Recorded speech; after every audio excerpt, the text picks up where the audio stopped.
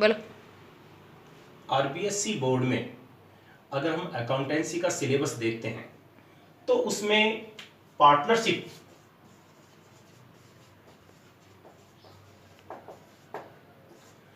का 30% सिलेबस होता है और इस पार्टनरशिप में मेन जो टॉपिक होता है गुडविल का होता है। गुडविल मीन्स ख्याति।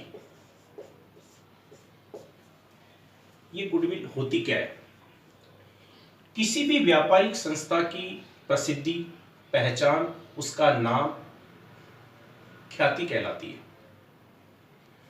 और ये ख्याति संस्था के द्वारा या तो क्रय की जाती है या अर्जित की जाती है।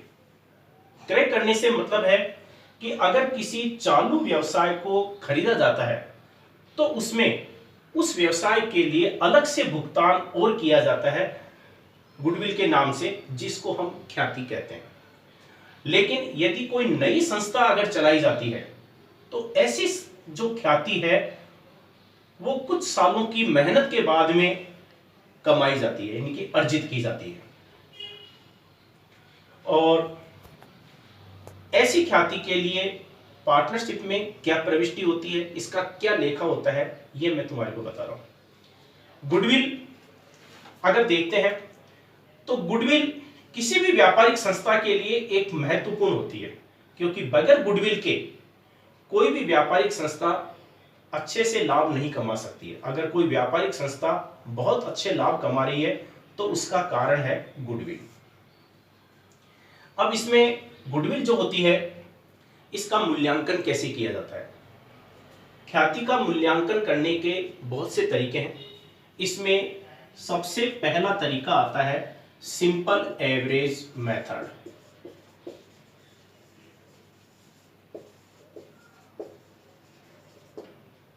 जिसको हम बोलते हैं साधारण औसत विधि।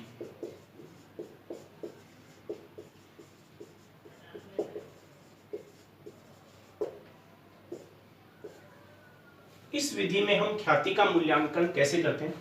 इसमें संस्था के पिछले कुछ वर्षों के लाभ दिए जाते हैं और उन लाभों को जोड़ करके उसमें उतने ही वर्षों का भाग दे दिया जाता है और उसके आधार पर ख्याति का मूल्यांकन किया जाता है। जैसे एक संस्था के पिछले 4 वर्षों के लाभ दे रखे हैं, 2015, 2016, 2017 और 2018। 2015 में संस्था का जो लाभ है वो 60,000 था, इसमें 70,000 था, इसके बाद में इसका 65,000 था और इसमें 85,000 था। चारों वर्षों के लाभों को हम जोड़ देंगे और जोड़ने के बाद में इसमें 4 से इसको डिवाइड कर, चारों वर्षों का योग करने पर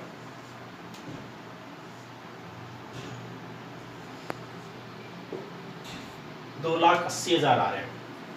इन 2,80,000 में 4 का भाग दे देंगे, यानी कि 4 से डिवाइड कर देंगे। डिवाइड करने पर ये अमाउंट आ रहा है 70,000। इसी को हम गुडविल के नाम से संबोधित करेंगे। साधारण औसत विधि के अलावा इसी में एक दूसरा मेथड और है जिसको हम कहते हैं weighted average profit method. Weighted average profit method.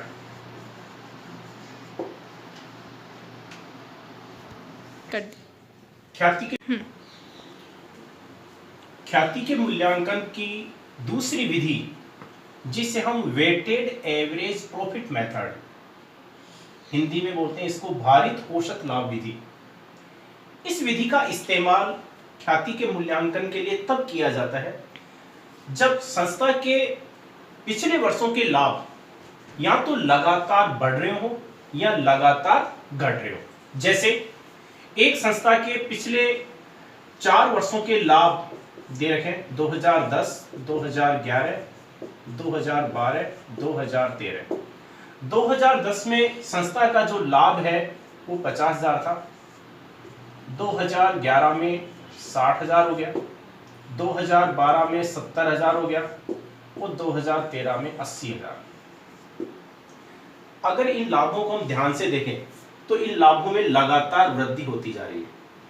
ऐसी दशा में हम औसत विधि का इस्तेमाल न करके वेटेड एवरेज प्रॉफिट मेथड का इस्तेमाल कर सकते हैं। इसमें हम क्या करते हैं, पिछले वर्षों के जो लाभ होते हैं इनको हम वेट प्रदान करते हैं। अगर लाभ बढ़ रहे हैं तो बढ़ते हुए क्रम में यानी कि असेंडिंग ऑर्डर में भार प्रदान करते हैं। पहले को 1, फिर 2, फिर 3 और 4। इसके बाद में इनका प्रोडक्ट यानी कि गुणनफल। प्रोडक्ट हम कैसे ज्ञात करेंगे, अमाउंट को वेट से मल्टीप्लाई कर देंगे। जैसे 50,000 को 1 से मल्टीप्लाई किया 50,000, 60,000 को 2 से मल्टीप्लाई किया 1,20,000, 70,000 को हम 3 से मल्टीप्लाई करेंगे 2,10,000 और 80,000 को 4 से मल्टीप्लाई करेंगे 3,20,000। अब इन प्रोडक्ट का हम टोटल करेंगे।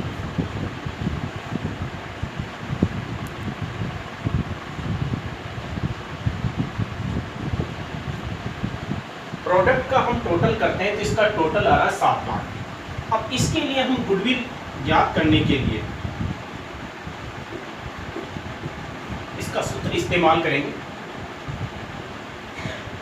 टोटल ऑफ प्रोडक्ट बटे नंबर ऑफ वेट। वेट का हम इसमें टोटल करते हैं 1, 2, 3, 3, 6 और 4, 10। तो इसमें टोटल ऑफ प्रोडक्ट 7 लाख आ रहा है और वेट का जो टोटल है वो 10 आ रहा है। 10 से अगर हम डिवाइड करते हैं तो इसका अमाउंट आ रहा है 70,000। ये 70,000 ही गुडविल कहलाएगी अगर हम वेटेड एवरेज प्रॉफिट मेथड का इस्तेमाल करते हैं। लेकिन पहले भी मैंने बताया था कि इस मेथड का इस्तेमाल तभी करते हैं जब संस्था के लाभ या तो लगातार बढ़ रहे हो या लगातार घट रहे हो। अगर कभी लाभ घट रहे हैं कभी बढ़ रहे हैं तो हम इस विधि का इस्तेमाल नहीं करते, बल्कि साधारण औसत विधि सिंपल एवरेज मेथड का ही इस्तेमाल करते हैं। इसमें लाभ बढ़ रहे हैं तो हमने इसमें वेट जो प्रदान किया है वो बढ़ते हुए क्रम में असेंडिंग ऑर्डर में दिया है। अगर ये लाभ घटते हुए क्रम में होते तो हम इनको वेट भी घटते हुए क्रम में यानी डिसेंडिंग ऑर्डर में प्रदान करते, जैसे पहले 4, फिर 3, 2 और 1। इस प्रकार से हम ख्याति ज्ञात करते हैं। ये मैंने इसमें आपको 2 मेथड बताए, एक सिंपल एवरेज प्रॉफिट मेथड और एक भारित औसत लाभ विधि यानी कि वेटेड एवरेज प्रॉफिट मेथड। अब इसके अलावा इसमें कुछ ध्यान रखने की बात और है।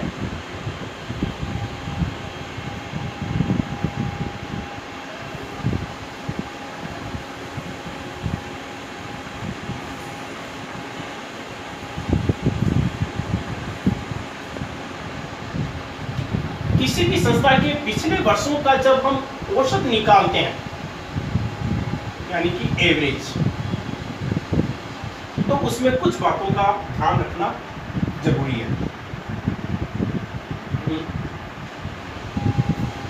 जैसे अगर किसी भी वर्ष के लाभ में असाधारण लाभ शामिल है, एबनॉर्मल प्रॉफिट यदि उसमें शामिल है, इंक्लूड है, तो इनको हम उस वर्ष के लाभों में से लेस कर देंगे यानी घटा देंगे। अगर किसी भी वर्ष के लाभ में असाधारण हानि एबनॉर्मल लॉस इंक्लूड है, शामिल है, तो उसको हम ऐड कर देंगे। लेकिन गैर व्यापारिक यदि लाभ शामिल है, गैर व्यापारिक लाभ वो होता है जो व्यापार के अलावा अन्य कार्यों से कमाया जाता है, वो गैर व्यापारिक लाभ होता है। अगर ऐसा लाभ भी इन लाभों में शामिल है तो उसको भी हम लेस कर देंगे।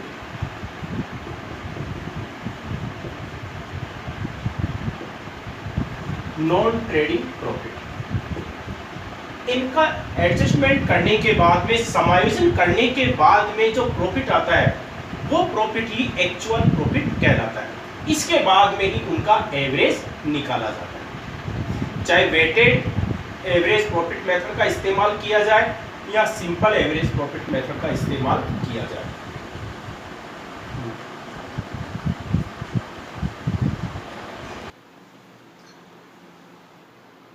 देखो, मैंने गुडविल के ज्ञात करने के दो तरीके बताए।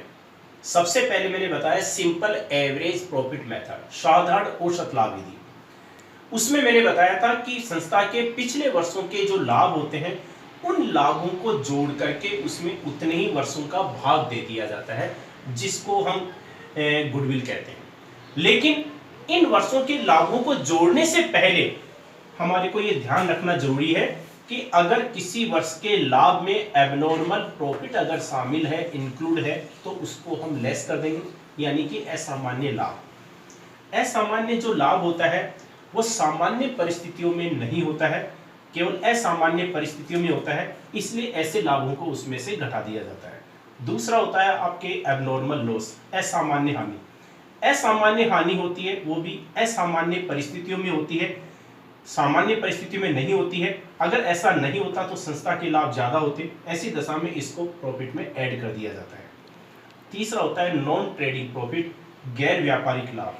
क्योंकि ऐसा लाभ व्यापारिक संस्था के द्वारा नहीं कमाया गया है, इसलिए ऐसे लाभों को भी उसमें से घटा दिया जाता है।